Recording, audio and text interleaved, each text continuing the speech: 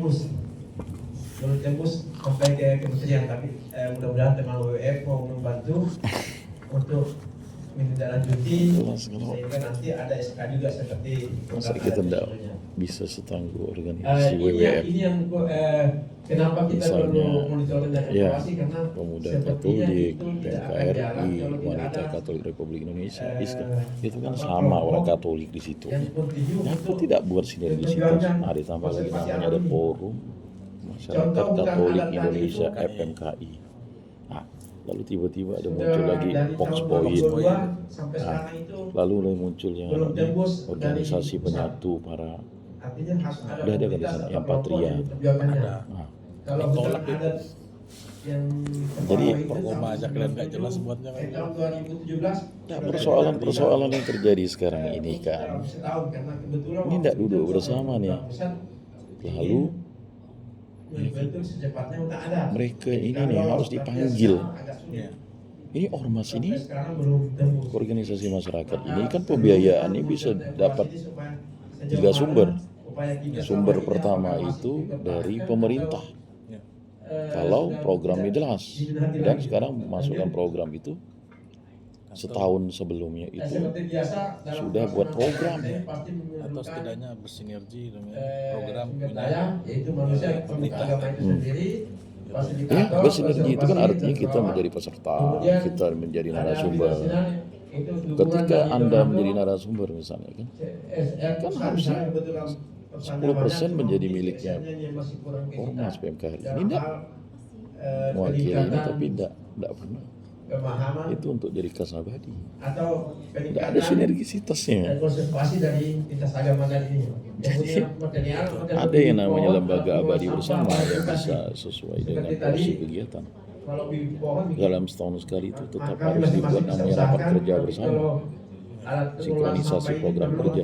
Program kerja bukan tahun yang ini, tahun depan 2026 dirancang bersama supaya namanya sinergi.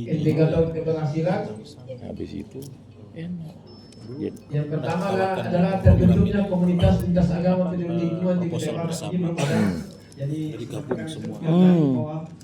pengelolaan lingkungan Tahun depan misalnya kita buat yang kegiatan tapi belum ada dilaksanakan forum bersama, yang cuma diganti apa hostnya. sehingga ini kami merasa Cuma ya bisa dianggap sukses apabila sudah kita ini terbentuk beda, kita punya visi yang semacam berbeda. forum lintas agama yang khusus terkait lingkungan ini. Visinya apa? Kemudian yang kedua, Yang namanya ormas Katolik itu visinya satu, mewujudkan kerajaan Allah di dunia ini. Mana ada visinya beda? jadi sporadis saja Memang itu jadi aktivis Katolik apa? Kan 100% Katolik 100% Indonesia. Titiknya itu ya. rencananya tahun depan. Tiga tahun kami pemuda Katolik itu tahun pertama Kontinuitas tertawakan, apa yang kita mau tuju ini sebenarnya nggak ada yang tertarik. masih di awan-awan. Cuma Kalau melangkah gitu memang harus jalan selangkah demi masing-masing. selangkah. Jadi belum Akhirnya seharusnya kemarin yang waktu bagus kami itu bikin katanya konferensi cendekiawan, kita harus ada target. Ketua ISKA Dan menghubungi. target ini jelas bukan Kegiatan dari itu harusnya kami yang angan-angan, buat. tapi perhitungan semuanya kerusakan Kan mendapatkan kita berapa, punya kegiatan maka kita targetnya kita berapa, kemarin jalan semuanya masing-masing. mau menyelesaikan dalam waktu 5 tahun Udah saya bilang. atau berapa tahun. Lucu. Kemudian meningkatkan kesadaran Nanti dia bilang masyarakat itu tentang ranah pelestarian kami. Loh, lingkungan melalui agama. kata ranah itu Ini yang gimana? paling Semua penting. orang boleh Karena buat cuma barang tokoh itu. agama yang melaksanakan itu Oke, akan kadang jauh tuh dari apa yang yang jadi diharapkan. Kita berharap ketua, semua yang jadi pengurus ini maksudnya tujuannya semua apa? masyarakat perlu kami sampaikan di Kutai Barat itu Namanya jelas. penduduknya sekitar 47% muslim. Namanya bermain bola di Batu Kemudian Malang, entah tendang gol yang mana. Kristen itu 30%. Ini kan Kemudian kalau Katolik di Kalteng itu 20%. lagi ramai sekarang ini. Hindu Yang 0,sekian. yang Hindu ikatan ini dosen sekitar Katolik 100 kali itu. dia aja. Kemudian Buddha lebih Apa sedikit istilahnya? lagi, tidak sampai 100. Yang kita di pusatnya sih ini. Malah yang lebih besar Bondan, dari Hindu Mas juga Bondan. ada di sana yang tercatat aliran kepercayaan lebih 100 orang juga. Kemudian dukungan KDKI kebijakan dari pemerintah daerah terkait konservasi alam. lagi ramai di Pelaka. Ini sangat kami harapkan. Kenapa Baru. seperti itu? Kutai Barat kan cerita Kutai Barat sebenarnya itu Sekarang di sana itu sebenarnya potensi Kalau untuk memang pembangunan handal termasuk intelektual, mendukung buatlah IKN di sana universitas atau misalnya sekolah tinggi. genangan air Jangan atau lagi. kumpulan Tahun air ini atau kami bahasa kita perdebatannya danau itunya yang paling panjang. besar yang dekat dengan IKN itu adalah Sekarang gini lah ya, jangan. danau yang ada di tempat kami, danau Makanya Jepang namanya. ya kalau di Kalbar Danau ini Jepang ini sekarang nih tiga ya, dari misalnya di Onkayang itu ada dia disebut Kasket Mahaka dari karena tiga yang danau yang CSE itu terpisah, dia yaitu buat Danau Jepang, namanya Semain dan Melintang. Itu Skop, masuk dalam STIM, Sekolah 15 Tinggi Ilmu danau Manajemen, prioritas nasional. mau institut. Dan tiga danau ini yang paling Nah, pusat lalu danaunya di adalah danau kami, danau Jepang. Belanda, tapi sekarang diakuisisi oleh Kuskupan Universitas Jaraknya Katolik Agustinus Hippo. ini yang paling dekat ke IKN dan kami dapat informasi Sekarang itu untuk solusi memenuhi pembentukan bahan kader baku itu udah tak ada dari lagi lah. IKN ini Kita udah rencananya bicara akan dibuat ke embung-embung. ujung-ujung Kuskupan Agung. Ini yang Adalah kami kita buat sebenarnya kalau kami universitasnya daripada yang repot. awam, Ya, mungkin di situlah Pak Dr. tempat bisa pusat kita menyampaikan bisa itu. bahwa itu sangat Harusnya tidak kayak gitu. memungkinkan. Tapi Dalam kalau kami di sana dilaksanakan Pak, balik itu lagi. harus Uskupnya dari nggak langit. peka. Kami Jadi, itu kan Kalau hujan universitas. tidak turun, Kalau di kemana uni, dia kalau lainnya. misalnya mau dirikan Danau sekolah kami tinggi, ada di situ luasnya itu 11.000. 4 ormas yang Tapi udah sekarang dalam sustainable itu keadaan bisa krisis, hadir. Dan dapatnya Ini WKRI lalu dikhususkan ibu-ibu. Nah, kenapa tidak WKRI itu bukan diperbaiki? ibu-ibu, Ya, perempuan sudah dibentuk Katolik yang alam. sudah berusia 18 tahun ke Kita atas. mengeruknya dan menjalankannya. Kayak IKN sebagai 3 tahun awal kami ngurus pemuda Katolik, membuat sesuatu kami yang buat rapat. tidak ada yang pasti Nah, akan ini kata mengakibatkan kita beda kepada visi. sendiri. Ya ini, Edrinya mau lanjut. fokus mahasiswa, WKRI wanita, Habis. Iska Mungkin Sarjana. demikian yang bisa saya sampaikan. Itu kan hanya kurang lebihnya objeknya mohon ya. maafkan. Semoga Objek apa yang kami pembinaannya ya sampaikan yang lokus orang. dapat Kan saya tanya gini, menjadi mungkin PMKRI itu emang manfaat atau segala nanti paling tidak kan dia juga bina dapat perempuan, memberi kami, perempuan dari ke WKRI. masukan Dia bina untuk sarjana, kami dapat sarjana lari ke mengembangkan yang ISKA. lebih baik. Dia Demikian. jadi pemuda. Dan Sama. mohon maaf. Assalamualaikum warahmatullahi wabarakatuh. Selamat pagi dan salam sejahtera untuk kita semua. Kadang nggak peka. Terima kasih Pak Makula dari Kutai Barat Kalimantan Timur. Jadi yang terakhir tadi sangat menarik Pak, bagaimana modal sosial dan budaya baik itu kearifan lokal, nilai adat dan budaya itu sendiri bisa menjadi dasar dari pelaksanaan praktik kepedulian lingkungan dan itu bisa menjadi landasan pada praktik yang sifatnya lebih universal gitu. Nah tadi juga Pak Makula juga bicara tentang mengingatkan kita kembali bagaimana manusia dan sifat keserakahan ya Pak ya. Jadi pada tataran ide atau teologi bagaimana juga dipesankan menghadirkan Tuhan dalam pengelolaan lingkungan dan itu untuk minimalisir dampak pembangunan berupa kerusakan, artinya untuk menuntun langkah praktik nyata kehidupan sehari-hari. Nah, satu catatan tadi yang menarik sekali menurut saya itu ada aksi yang dilaksanakan bagaimana penanaman pohon wajib untuk pasangan yang akan menikah. Jadi dan itu sudah diterapkan di sana dan ada harapan bagaimana juga di agama lain juga akan menerapkan yang sama dan ada harapan bagaimana nanti FKUP dan WWF menjadi fasilitator bagian daripada itu. Pak Makulau, pohonnya ada jenisnya nggak sih Pak?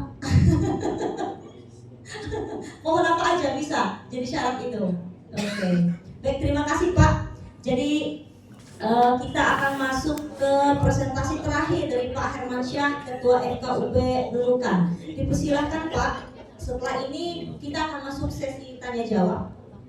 Untuk beberapa presenter kita tadi ada sekitar 1 jam. Terima kasih. Assalamualaikum warahmatullahi wabarakatuh.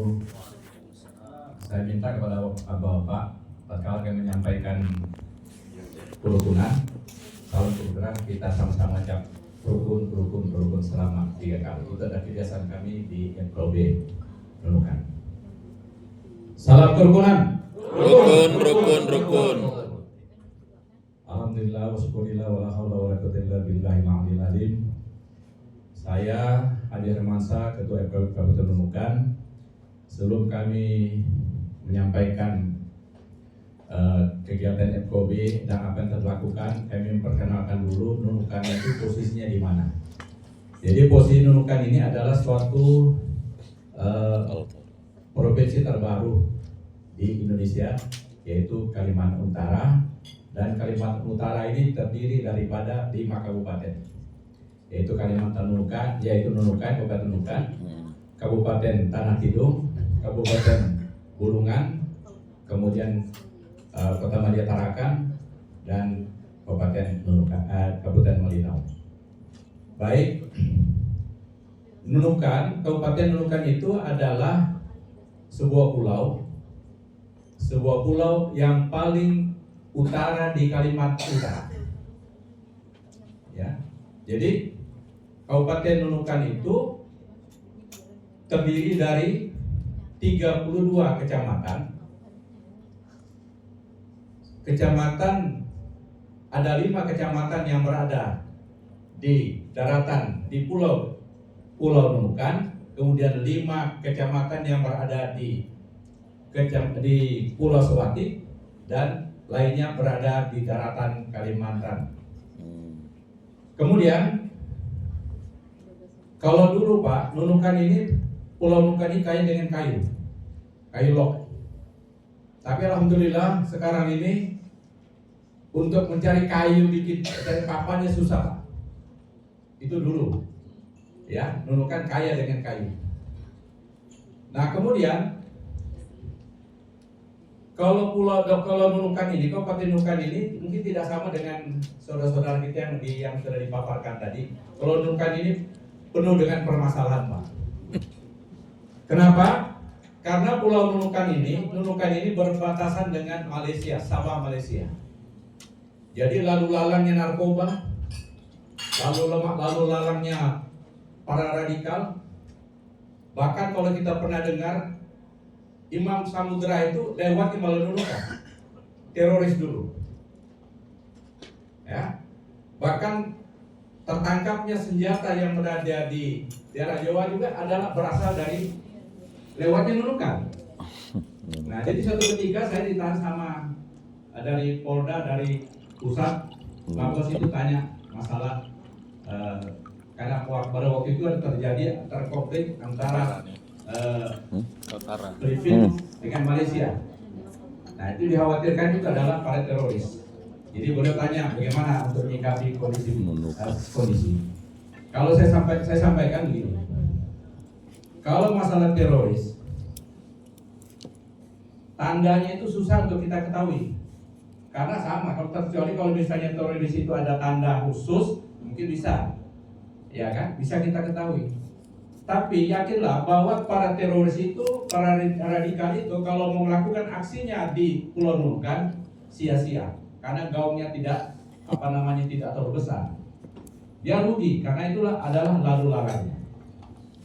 Kemudian Pak, FKUB Nunukan itu sering melakukan kegiatan, yaitu yang sering rutin itu adalah kopi morning setiap 6 agama. Jadi setiap penganut agama itu kita melakukan kegiatan 2 bulan sekali melakukan kopi morning setiap rumah-rumah ibadah.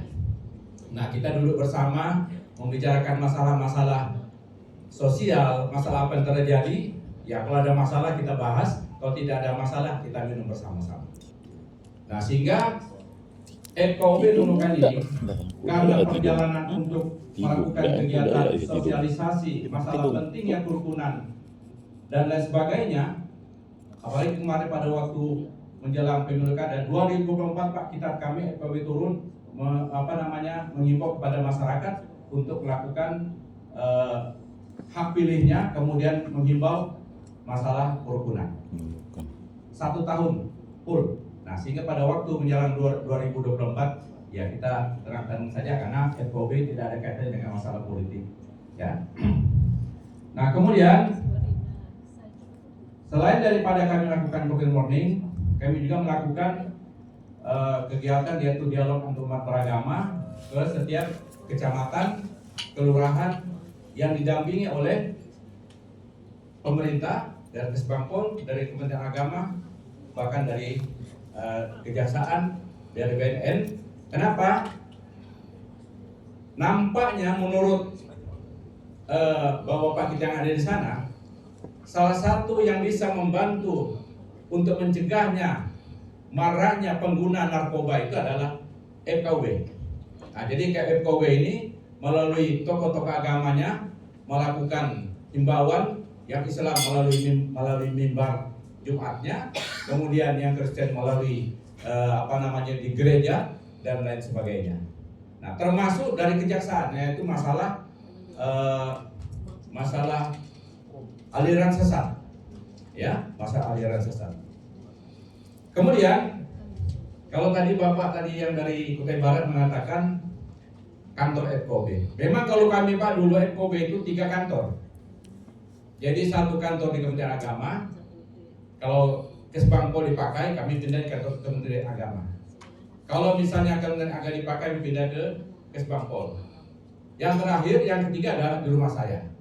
Jadi ada 3. Tapi alhamdulillah sekarang atas perjuangan teman-teman termasuk dukungan daripada Kementerian Agama, dari pemerintah, alhamdulillah FKUB sudah punya kantor sendiri yang baru dibangun 2024 dan alhamdulillah juga dibantu dengan fasilitas modular dari pemerintah daerah, dan insya Allah pada tahun 2025 ini juga akan dibangun miniatur 6 agama akan dibangun.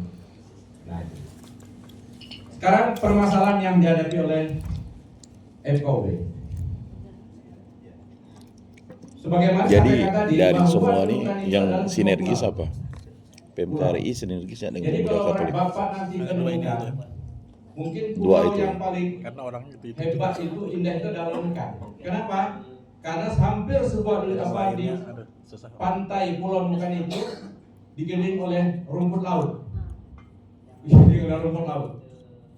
Nah, ini menjadi masalah. Jadi kalau orang-orang dari luar datang ke Nunukan itu lihat heran. Ada apa itu di tengah laut itu kok banyak sekali terapung-apung. Itu adalah rumput laut. Nah, sehingga menjadi permasalahan itu adalah karena Nunukan mau pergi ke Tarakan itu harus melalui menggunakan speed. Ya, speed yang menggunakan 5 mesin, 1 mesin itu adalah 250, jadi speed itu mesin yang dipakai itu adalah 1250 dengan kecepatan itu. Nah, sehingga ini menjadi masalah. Nah, kemudian rumput laut ini kalau nahodanya itu tidak paham alur daripada perjalanan ini, itu bisa menyasar ke rumput laut dan bisa menjadi korban. Nah, kemudian selain daripada itu, banyaknya botol-botol untuk pengikat rumput laut itu malah didatangkan dari Malaysia. Bahkan dari Berau pun didatangkan dari Berau karena banyak permintaan. Karena salah satu penghasil rumput laut terbesar itu adalah di Indonesia itu adalah Nunukan. Sehingga para pekerja-pekerja pekerja buruh rumput laut itu ada yang dari Sulawesi datang ke Nunukan. Nah, ini jadi permasalahan kita yang sampai sekarang itu saya juga bingung bagaimana ini mengatasinya. Ya, pemerintah sudah melakukan, kabupaten maksudnya, ya juga tidak berdaya. Kenapa? Salah satu PAD ataupun untuk meningkatkan pendapatan daerah. hasil masyarakat adalah rumput laut. Jadi serba salah. Kemudian lagi adalah tempat penjemuran itu dia membabat hutan bakau yang ada di pinggir pantai untuk menjemur rumput laut itu. Ya, untuk menjemur rumput laut. Nah, ini juga jadi masalah. Nah, kemudian yang paling lebih parah lagi adalah dengan botol yang berserakan di pinggir pantai itu juga jadi masalah. Nah, sehingga pada waktu itu saya juga adalah pengurus wakil ketua daripada Kuarcap Nunukan itu telah melakukan pembersihan pantai dengan menurunkan adik-adik kita pramuka itu melakukan pembersihan Botol. daerah pantai botol-botol yang ada di situ. Ya, tapi permasalahannya adalah masyarakat yang ada di situ tidak peduli. Ini akan menjadi masalah. Nah, jadi Nunukan banyak sekali permasalahan yang dihadapi. Yang saya menjadi cemburu itu adalah dengan pantai yang ada di Malaysia. Karena Nunukan itu dengan Malaysia, Pak, itu jaraknya terlalu dekat. Jadi kalau kita mau ke Tawau, itu hanya waktunya hanya 2 jam. Kalau kita mau nyebrang ke Pulau Sebatik itu adalah pulau yang terbagi 2, separuh Malaysia, separuh Indonesia. Itu hanya memakan waktu 5 menit, 10 menit sudah sampai. Saya ini adalah hobi mancing, Pak. Jadi kalau saya mancing itu di Malaysia. Oh, yes. Karena mancing itu hanya 5 menit sudah nyebrang ke Malaysia. Nah, ikannya besar-besar. Tapi kalau di Indonesia kita mancing di pantai itu hanya berseberang segini, Pak. Ikan kecil. Ikannya ya Kecil-kecil. kecil-kecil. Kenapa? Hutannya, bakaunya kalau di Malaysia betul-betul terpelihara. Kemudian tidak ada orang yang melakukan penebangan karena ada tertulis sana hutan simpan. Nah, karena mereka patuh dengan aturan. Kalau kita di Indonesia ini, ya khususnya Nukan, susah.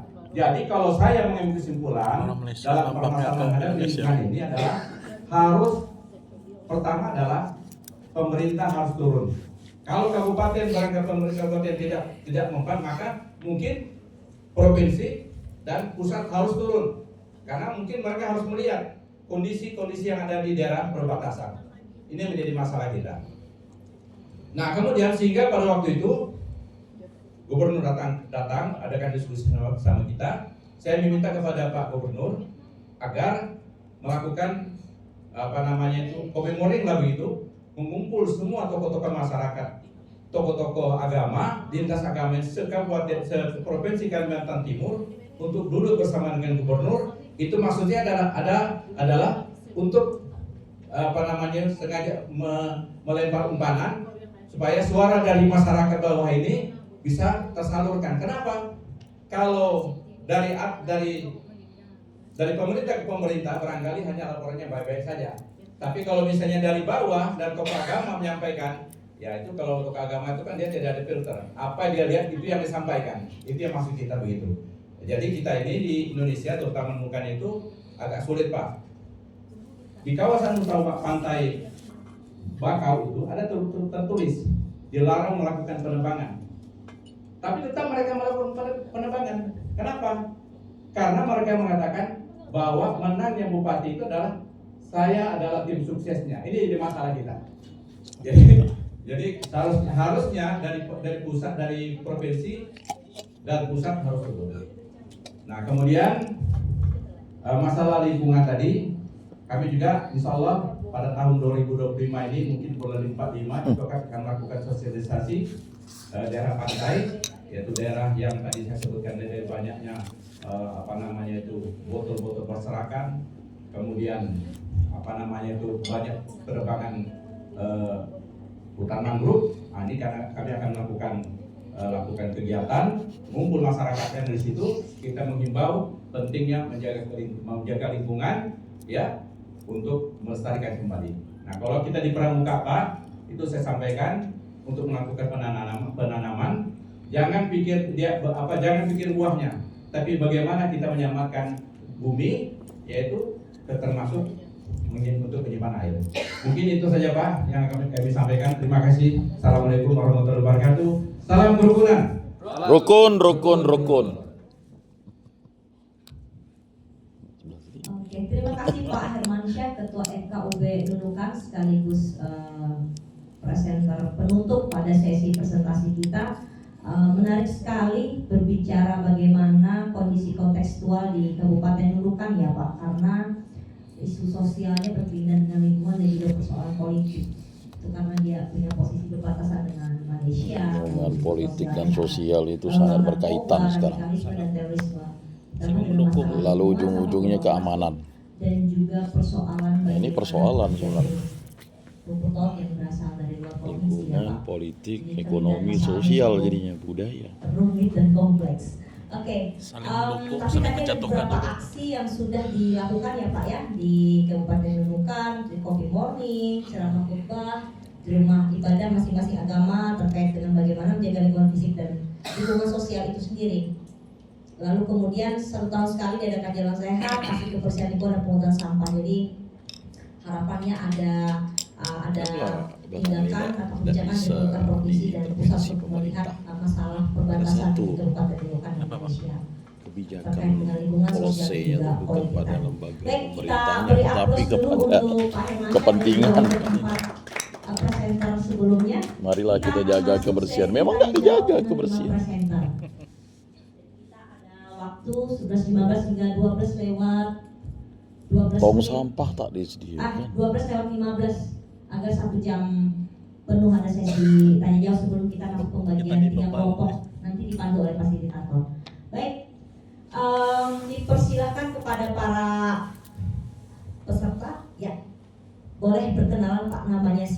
situ, dari dia tidak lihat mana sini. dan pertanyaannya secara spesifik apakah disampaikan dengan salah satu presenter atau siapa? Terima kasih. Terima kasih. Assalamualaikum warahmatullahi wabarakatuh. Nama saya Zulkifli dari MUI Kalimantan Barat. Saya tertarik dengan yang tadi pertama menyampaikan tentang persoalan lingkungan di Kalimantan Tengah. Saya kira itu sama saja dengan di Kalimantan Barat dan di Kalimantan lainnya. Itu terutama deforestasi gitu ya. Itu sebenarnya berkaitan dengan masalah-masalah lain yang 7 tadi itu, hampir mirip-mirip saja sebenarnya. Artinya sudah terjadi kerusakan lingkungan, terutama hutan. Tetapi tadi belum ada melihat sebenarnya penyebab akar masalah itu di mana. Kalau kerusakan hutan karena tadi katakanlah alih status menjadi lahan pertanian dalam pengertian misalnya jadi sawit, saya kira itu jadi persoalan utama di Kalimantan Barat yang menjadikan tadi di Sintang ada banjir besar misalnya. Sekarang kita juga di Pontianak hari ini itu banjir pasangnya itu sangat tinggi dari tahun-tahun sebelumnya. Saya kira ada kaitannya dengan hutan yang sudah semakin berkurang. Kemudian, tetapi persoalannya adalah ketika tadi dari terakhir menyampaikan ada bukan yang terakhir tadi ada menanam pohon ketika mau menikah, itu saya sepertinya hal yang sangat-sangat tidak berarti ketika dibandingkan dengan penebangan hutan beralih status menjadi lahan sawit begitu. Sawit yang ribuan hektar hanya mau kita atasi dengan satu orang menanam beberapa pohon, itu seperti tidak ada maknanya sama sekali. Sehingga saya lihat yang menjadi persoalan adalah kebijakan pemerintah yang tidak berpihak kepada lingkungan. Yang dikejar adalah hanya kepentingan ekonomi. Masyarakat kita juga sama, yang punya lahan sawit dalam skala kecil maupun besar juga sama, lebih menekankan pada kepentingan ekonomi, kemudian praktis dan pragmatis. Kenapa? Sawit itu paling gampang, paling cepat gitu. 5 tahun sudah menghasilkan. Tidak mau yang lebih susah-susah gitu. Saya hampir di beberapa kabupaten kota Kalimantan Barat ini, mulai dari Malawi, Sintang, Kapuas Hulu, Ketapang, Sambas, Bengkayang dan sebagainya. Saya lihat semua itu tidak ada lagi yang tidak tersentuh dengan lahan sawit. Sepanjang jalan saya masuk ke berbagai daerah di pelosok-pelosok itu, hutannya sudah dibabat dan menjadi sawit semua. Dan ini siapa yang bersalah gitu? Mungkin satu sisi ekonomi kita meningkat cepat, banyak orang kaya baru di Kalimantan Barat. Tapi akibatnya apa? Hutan kita habis. Tadi terjadinya habitat atau ekosistem yang rusak, kemudian berubahnya ekosistem kita, yaitu juga tadi persoalannya alih fungsi hutan menjadi perkebunan. Dan itu saya kira pemerintah pusat juga sangat berperan penting di sini. Kalau pemerintah pusat saja hanya kepentingan ekonomi yang diutamakan, tidak melihat Kalimantan sebagai paru-paru dunia, saya kira kita percuma kalau bicara hanya sekedar KUA mewajibkan semua yang mau nikah itu harus nanam sepohon 2 pohon begitu. Itu menurut saya sia-sia saja. Jadi saya kira kita mesti mencari, mungkin ini bukan pertanyaan tapi tanggapan saja. Kita mesti mencari akar masalahnya dan apa yang mesti kita solusikan. Nah, kemarin beberapa tahun yang lalu ada misalnya kerjasama MUI dengan UNAS, kemudian beberapa yang lainnya itu melakukan pelatihan dai gambut gitu ya, terkait dengan persoalan kebakaran lahan gambut dan sekarang ditambah mangrove, pedulian terhadap mangrove gitu ya. Saya kira itu satu cara yang efektif gitu ya menggunakan, saya kira ini sudah benar langkah kita untuk menggunakan tokoh-tokoh agama. Cuma kalau yang ditarik itu adalah para tokoh agama yang tergabung FKUP-nya itu kerukunannya. Jadi mungkin hanya sekedar untuk menarik dari aspek supaya mudah saja mengumpulkan tokoh agama dari FKUP, tapi dari fungsi FKUP sebenarnya tidak ada kaitannya dengan lingkungan, kecuali kalau tadi membina kerukunan dengan aksi peduli lingkungan. Saya kira itu tepat gitu ya. Jadi menurut saya tadi kita perlu merumuskan bagaimana sebenarnya langkah-langkah yang lebih fundamental. Misalnya gimana sih kita kepada pemerintah, apa yang bisa kita lakukan untuk bersuara kepada kebijakan pusat gitu ya terkait dengan pengelolaan Kalimantan. Yang kedua, pada tokoh agama apa sih yang mesti kita lakukan? Tadi saya contohkan tadi itu adalah adanya dai peduli lingkungan mungkin ke depannya. Dari pendeta tadi mungkin juga bisa sangat baik tadi contoh-contoh kegiatannya, itu mungkin yang perlu kita diskusikan seperti apa yang bisa kita lakukan di sini. Terima kasih. Assalamualaikum warahmatullahi wabarakatuh.